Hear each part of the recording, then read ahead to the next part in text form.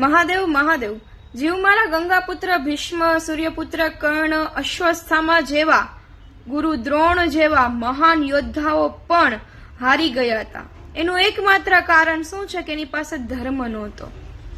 જ્યારે પાંડવો છે ને તેની પાસે સ્વયં ઈશ્વર હતા એટલે એની જીત નહોતી થઈ, પણ એની પાસે ધર્મ હતો એટલે એની જીત થઈ હતી. કહેવાનો અર્થ માત્ર એટલો છે કે તમારી પાસે બધી તાકાત હશે, બધી જ વસ્તુ હશે, છતાં પણ તમારી હાર થાય જ્યારે તમારી પાસે ધર્મ ન હોય. ધર્મની હંમેશા જીત થાય છે અને અધર્મનો હંમેશા નાશ થાય છે.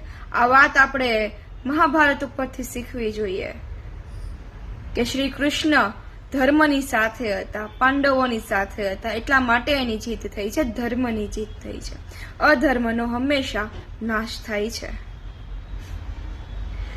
મહાદેવ મહાદેવ.